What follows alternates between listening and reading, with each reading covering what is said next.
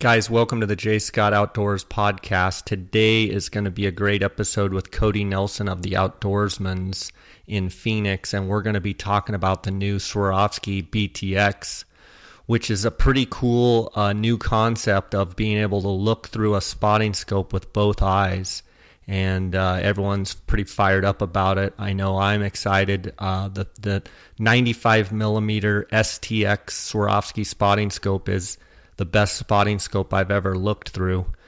So the thought of being able to look with both eyes through the spotting scope is a huge deal for me, and I think for a lot of people. And I'm excited to see this product, to see if it's something that us Western hunters are going to use a lot. So anticipation is high. I was speaking with Greg Krogh earlier today, and he did a little bit of an analysis on field of view. And this new Swarovski BTX system on 35 power on the 95 millimeter gives you a field of view at 1,000 yards of 96 feet. Greg had done some calculations and thinks my twin Swarovski spotters at 40 power have at 1,000 yards have a 99 foot field of view. The Koas have 116 foot field of view at 32 power. The variable doctors, 20 by 50 variable doctors on 40 power have a field of view of 66 feet. On 20 power, they have a field of view of 126 feet. And the Doctor 40 power super wide angle, the 40 power have a field of view of 130 feet. So definitely one of the questions that I have is, how is the field of view going to be with this new BTX system? And we really don't know until we get to look through it and put our eyes on it. So hope you guys enjoy this episode. I want to thank you guys for your support. I want to encourage you to send me any questions you have about this or anything else at jscottoutdoors@gmail.com. I want to thank the sponsors of this podcast. I want to thank GoHunt.com Insider. I want to thank Kuiu.com. I want to thank Phonescope.com and the Outdoorsmans.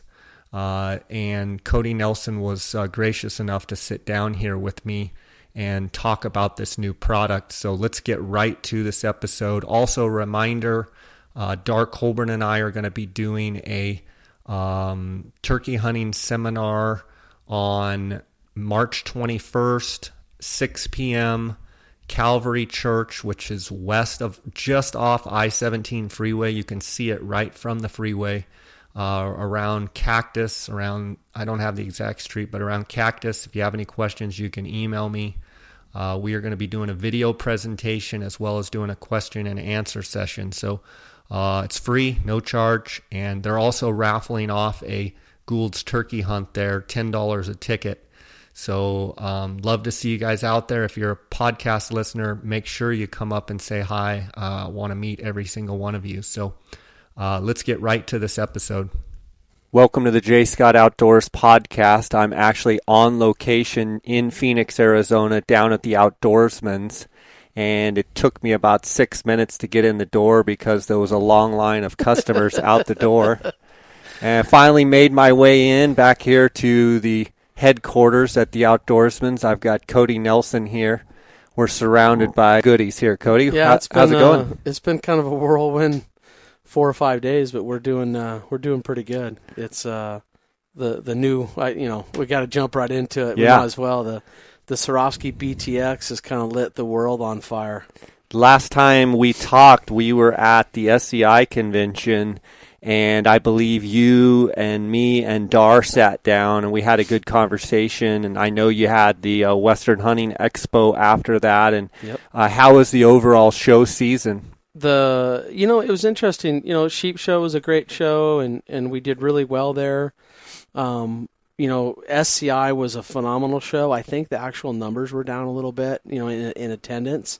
But I definitely felt like people were coming to, they were bringing the money and spending some cash, and it was a real good show for us. We didn't set any records, of course, but I mean, it's always a good show for us. And then a week later, we went to Salt Lake City and absolutely just tore it up. Good. The Salt Lake City show seems to be getting better and better and better every single year. I mean, from a show in a city, and I can't, all the shows are accommodating, but it seems that the people who got it dialed in really, really well and doing a great job, the city of Utah, Salt Lake City, just seems to welcome us really, really well. I heard it was just a bang-up show across the board from a lot of people. Said there was, big attendance. People were spending money. People were feeling good and optimistic, and which is great. And then Swarovski drops this unbelievable opportunity, this bomb, so to speak, in our lap with announcing the BTX, and I'm sure your phone is just rang off the hook. The phone, the emails and everything, and Swarovski released it, whatever it was, midnight or whatever the deal was on Friday, and my personal phone started ringing at like 5 a.m. and my texts, I probably received, 100 texts that day. Yeah. Just wanting to know, like, when's it coming? When's it going to be here? And let's first back up and let's tell the listeners what we're talking about. Sure. From my point of view, the BTX is a piece that is going to adapt and be able to screw on to either the 65, the 85, or the 95 millimeter modular Swarovski spotting scope. It's basically another accessory that for the people that have difficulty or cannot stand, and we know those guys, that really do not like looking through a single eyepiece like a spotting scope would. This is a dual eyepiece that attaches to your modular, ATX or STX, right? System. And I encourage everyone to go and check out the photos on outdoorsmans.com or Outdoorsman's Instagram page. But it's interesting when you're looking and trying to acquire your subject or your target, and you find them with a spotting scope. We've always been limited to closing one eye, or some people can look through and keep both eyes open. I myself have to close my left eye, look through with my right. Yep. And when you get to looking at long periods of time, it becomes strain on your eye. And we've always said, wouldn't it be nice to be able to look through, this 95 millimeter Swarovski spotting scope, but not have to feel like, you can only do it for 30 or 40 seconds and then you need a rest, in essence. Yeah, I think just in general that the eye fatigue, and not necessarily on the good eye, but if anybody wants to try it out there, take 5 minutes and squeeze your opposite eye and make sure it's shut, and then do that 30 or 40 times throughout the day, and then tell me at one point that your muscles don't start quivering. And you're not even talking about looking through a spotting scope. You're just saying just close your eye and use one. Exactly. And that causes issues. I think this concept of this BTX, so for those out there listening, in essence, you're going to be able to look with both eyes through the same spotting scope. And what are you hearing as far as, how good is it? Up to this point, everything we know and all the people that, some of them Swarovski and some of them, other sources that I look to for expertise, when I haven't had a production model in my hands yet, and I don't believe the jury's out, so to speak, but at the same time, putting your eyes behind it, the actual production models, and you start looking through something, it's you're going to know pretty instantaneous, what your feeling of is it. But the thing that all the numbers and all the research that I've done on it to this point make absolute sense. And the one thing that is a telltale sign for me, we've had a lot of questions about field of view. When you are using a regular 95 millimeter spotting scope with the ATX or STX, your field of view at 30 power is about 104 feet at 1,000 yards. When you put the BTX on your 95 and you will be at 35 power, your field of view only goes down to 96 feet at 1,000 yards. I'm just going to tell you that when you start doing the math, if you're only losing 8 feet at 5 power, yeah. I mean, just that in itself, I'm starting to figure out, wow. I mean, that's... When you say 5 power, you meant 30 power. Well, when it drops from, like, if you compared the two, 35 power to 30 power. Gotcha. I understand. If you're only dropping, that what is it, 8 feet? Yeah. That's a pretty telltale sign. The exit pupil is higher than that of other things on the market. Meaning that, when you look at the actual band of light, the measurement of band of light that comes to your eyes through the exit, the ocular lens, I think it's a 2.6, and it's the highest of any of the big eyes. Yeah, 2.7 on the 95. Exactly. So when you start looking at the numbers make sense. Put that in layman's terms, though, with an exit pupil of 2.7. An exit pupil, so the exit pupil that we always use for a marker is that when you are getting a binocular, anything less than a 4.0 would be maybe less desirable. And what that is that is the band of light that is actually, like when you look at somebody that's looking through binoculars and you can see that little band of light that's actually touching their eye.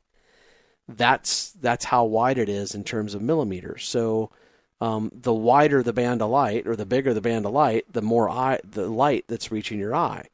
So, like a 10 by 42 binocular is 42 divided by 10 is 4.2.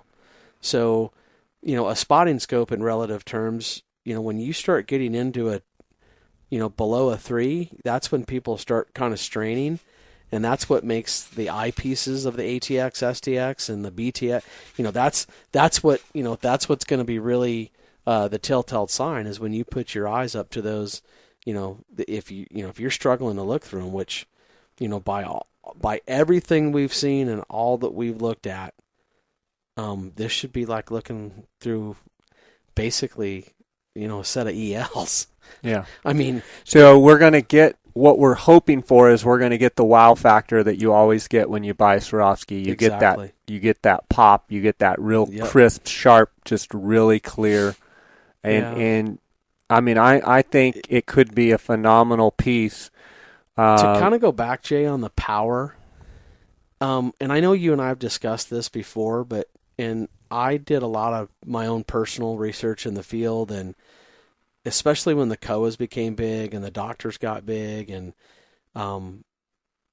really people would ask the question, well, if I'm using a dual eyepiece big eye and I'm looking at something at 30 or 32 power or whatever you have, what does that relate to in terms of a spotting scope? And I've always felt that, and I have no scientific for this, but when your eyes are relaxed and you're sitting very comfortably and looking into both eyepieces, I've always felt that 32 power is kind of about the equivalent of about 45 to 50 power on a spotting scope.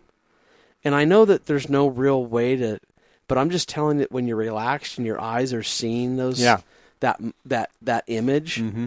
That's what it feels like, mm-hmm. because I can take a spotting scope and ring it down and then start, squeezing my other eye together. And I just feel like it's a little bit more labored. And I just find that it's much easier to look with both eyes open, and I can pick up detail and things that I don't when I'm squinting through a spotting scope.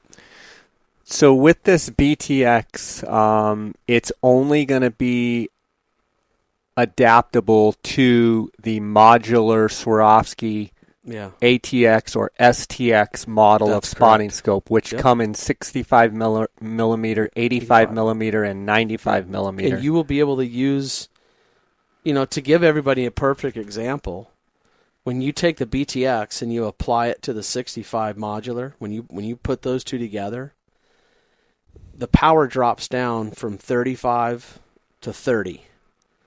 So you have a 65 millimeter objective lens that you now, when you put 30 power, you're basically going to have a band of light of, what is that?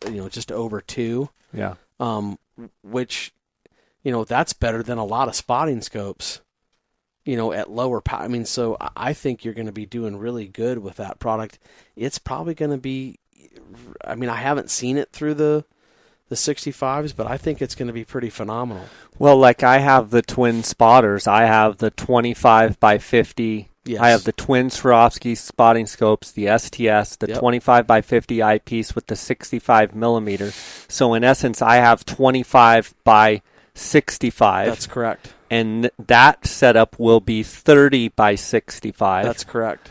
And with the option of having the 1.7. Now, guys, there's a 1.7 magnification extender that is fixed. And I want to point out, too, that 30 power is a fixed 30 power. Yeah, so the BTX is a fixed power. When it's on the 65 and 85, it will be 30 power. Right. And when it's on the 95, it will be 35 power. Okay. And if you use the magnifier, it's going to be a 50 power by 65. That's correct. On the 65 and the 85. And then when it bumps up to the 95, it is going to be a 60.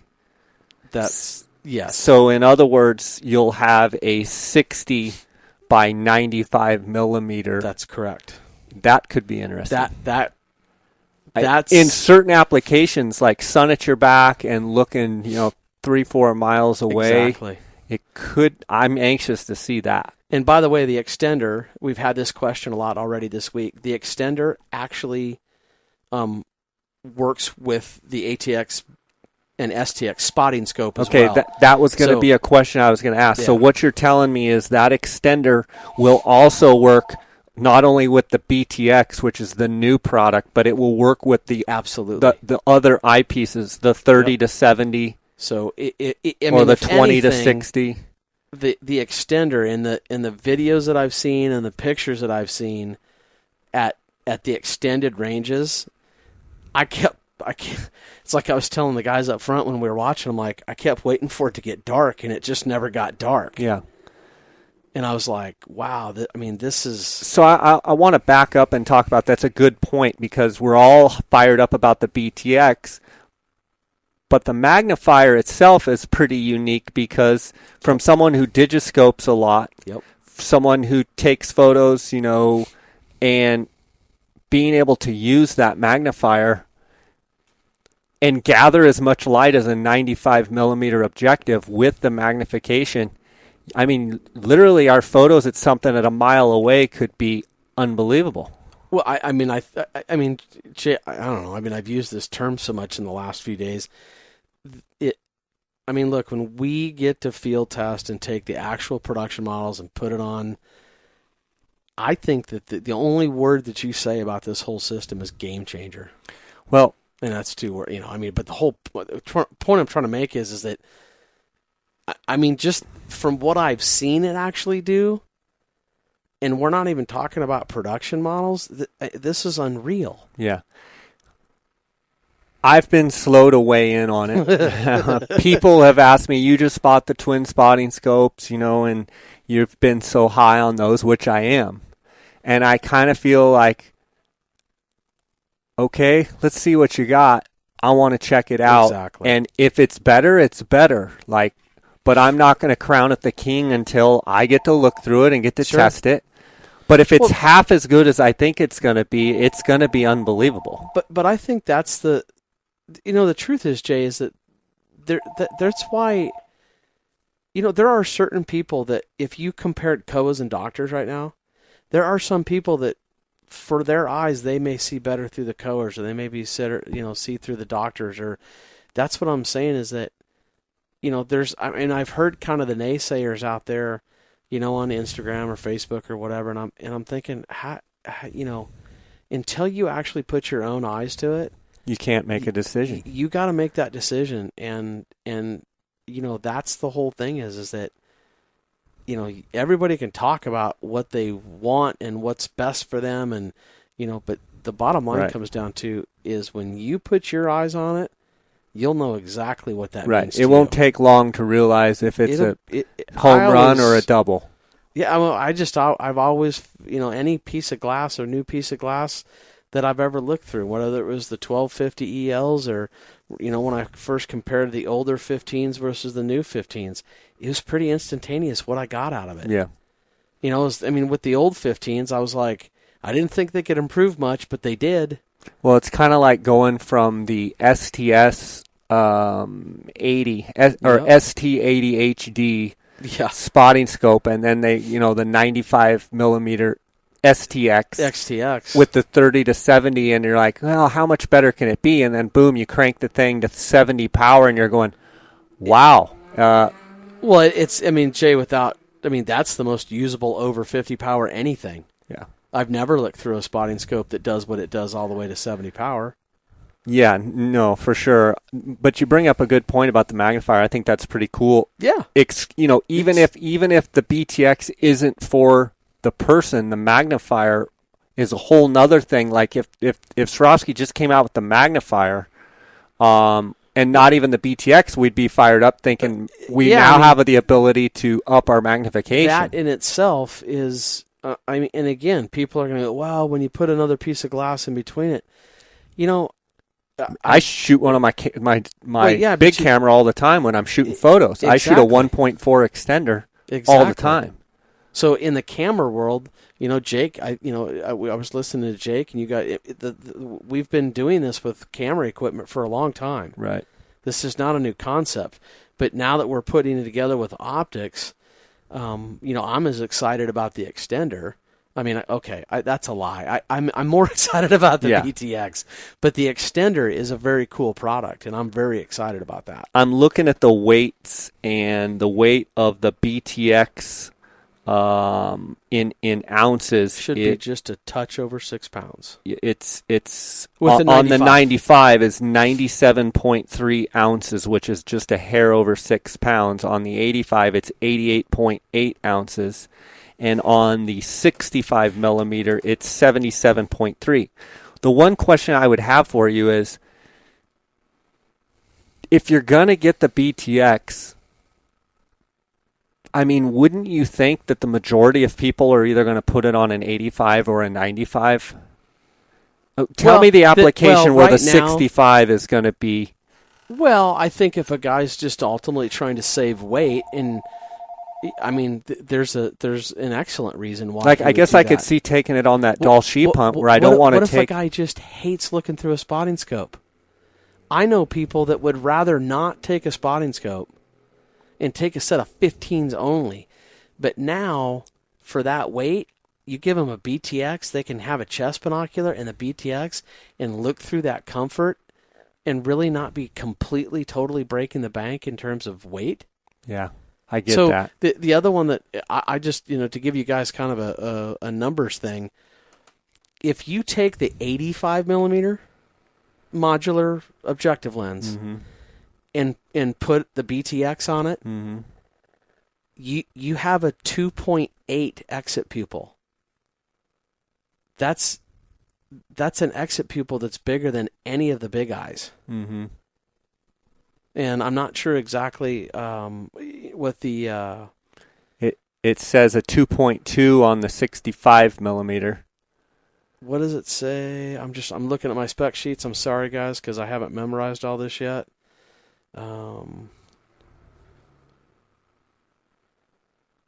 I mean, at 80, okay, so, and then you would have a 112-foot field of view with an 85. Right. With the highest exit pupil. So in other words, if you're comparing an 85 from a field of view standpoint, you're looking at 112 to 96. So you're looking at 16 feet difference. That's correct.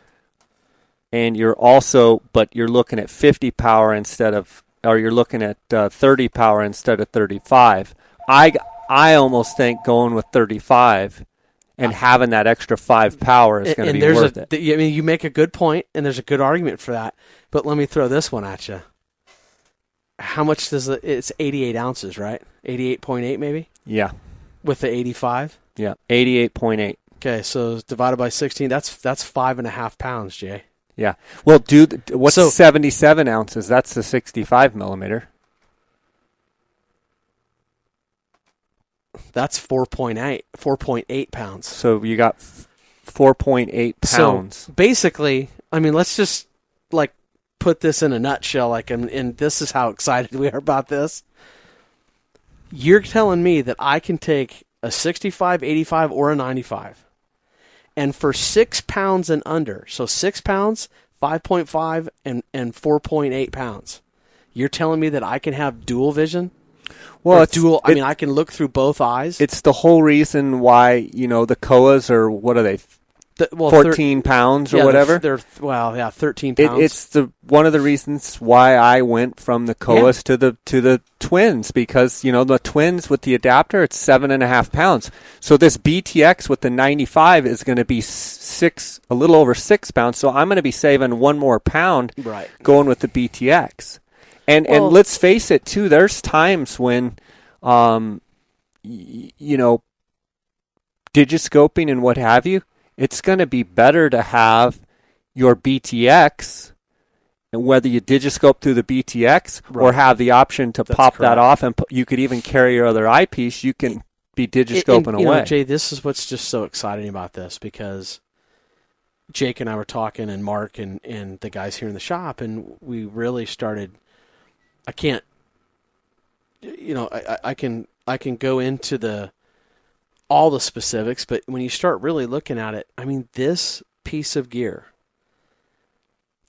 to me, is, in the 30 years I've been in and around the business and hunting and doing what I do and doing what I love, this is the most exciting piece of gear that I've even ever, gotten wind of in terms of optics.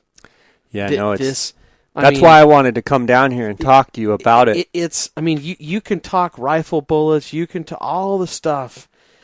There's a lot of calibers and a lot of bullets that work really, really well on killing game or harvesting game or what have you.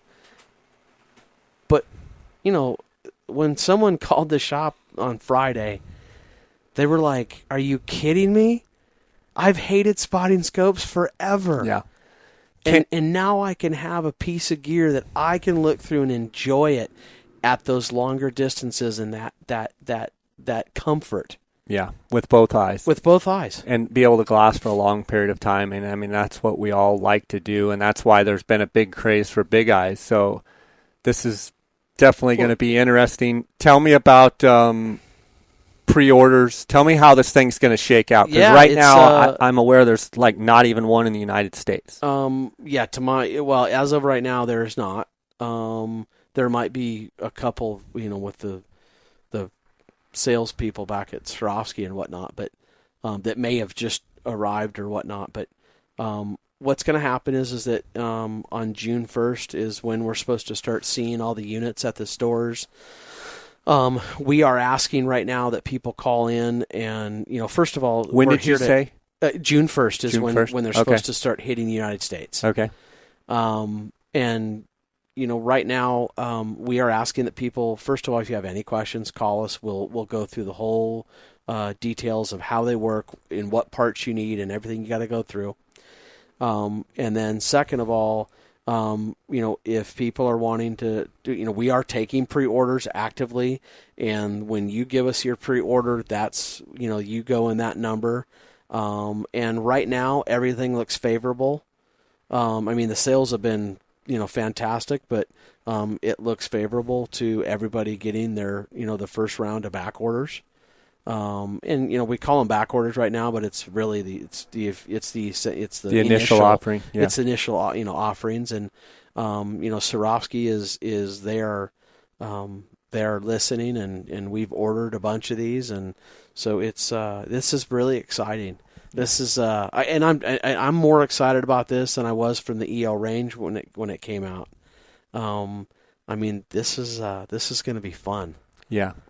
For sure. Just to put, I can't wait to take somebody out back that's, when you're around this all the time, the funnest part for me is to take somebody out, back of the shop, put a tripod up and put it on the mountain and let people look through stuff. Yeah. I can't wait. There's a mountain that you can glass here, and you can actually see hikers up there. You can, with good glass, you can actually tell what they're wearing. Yeah, you can test your field of views. You can tell. We get good sun, bad sun. We get it all where you can actually test stuff, and that's what's going to be the funnest part about this whole thing, is putting people's eyes behind it. Yeah, and I think the adjustable eyepieces, from what I've seen, they can go in and out. I think the eye cups as well can be twisted all the way in, twisted all the way out. So to answer that question, we've had people, the IPD, or to be technically correct, the interpupillary distance, is a 2.2, which if everybody would look at the specs on the SLCs or the ELs, like the 1250s are 2.2, the 1556s are 2.2. So a lot of the people that have, very narrow IPDs would and should be able to look through this. There might be some out there that'll, unfortunately, it won't make a difference to. But ever since Swarovski came out with the latest 15, and they changed it from a 2.0 to a 2.2, measurement, people have been able to see really, really well through those. So I guess it wasn't 2.2. It was, they changed it, and it just got better. Gotcha. So, so we're really excited about that prospect. Good. So people want to know more about it, call 1-800-291-8065. Or they can pre-order online. Yeah, on outdoorsmans.com. So are they leaving a deposit, or are they paying in full, or what are they doing? You know what? We leave that up to the buyer. But most of them we're just taking deposits on, and we typically do 20% on that. And that's a typical purchase. But what that ensures you is, if you get on the list of the pre-order, that you're going to get the product. Yeah, it's, my biggest fear is always, man, what happens if the product just takes off out of the chute and you get 1,500 down the line, and you're number 1,501. Exactly. So I would just tell people, if this is something that you are absolutely thinking that you want to make a purchase at, please get on the pre-order list, because only time will tell, and I can guarantee you and tell you that we will absolutely be working diligently to make sure that people have their product in an order, in a time that is usable for the hunting season. That's what the goal is. Sounds good. Well, I can't wait to get my call when you tell me it's in. Yeah, it's I think I'm more excited than anybody just to start seeing units and get them out there for people. Well, I think that the STX and ATX, the new modular Swarovski spotting scopes, are unbelievable. Yeah. So to think that it could even get better, to me, is exciting, because that 95 is hands down the best spotting scope I've ever looked through. So I would agree.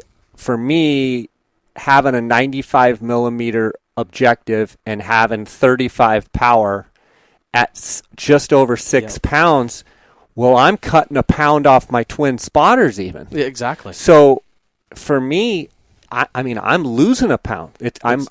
In other words, I'm losing one more pound, which is, every pound is precious. And Jay, that's the thing is that, again, and I don't mean to be like repeating myself, but that's what just makes us so exciting, because there's so much all the, when you've sold COAs as long as you have, and guys, there's still a reason to have COAs. There's still a reason to have doctors. Some people are just going to see better through other things, and I'm never going to argue with over. It's kind of Ford Chevy a little bit. I mean, I'm never going to look at somebody and go, well, you should have this, because that's not what it's about. It's about giving people choices, options, and educating them as to why they should be using one thing versus another. And I look at it, it comes back to the golfing scenario that we always seem to talk about. There's a reason why a pro golfer or whatever has 14 clubs in his bag. And people have asked me, well, are you just getting rid of your COAs? No, I'm not going to get it. It's still a good piece of glass. Mm-hmm. Yeah, I mean, there's an application for everything. There's an application, they are 13 pounds, and sometimes when you need that heavy glass to keep him still in the wind. But my hopes is that, my if I have it the way I want it, there won't be a whole lot else that you'd have to need than those. Yeah. I'm pumped. It's not like I get excited about hauling another 6 or 7 pounds out. Right. So, in the doctors, I can't remember last time I weighed the doctors, but the doctors are around, I think they're around 7.5 or 8 pounds. So this is going to be a piece of gear to remember. That's for sure. Well, buddy, and I don't even know. I need to tell everybody. It's you're looking at $27.99. Okay, $27.99 is the price. $27.99 on the price. Okay. So, and that's and I think for all that you're getting and what you're doing, I think that price is outstanding. Can't wait, buddy. Yeah, I can't either. We'll see. Yeah, we're gonna have some fun with this one. Oh man.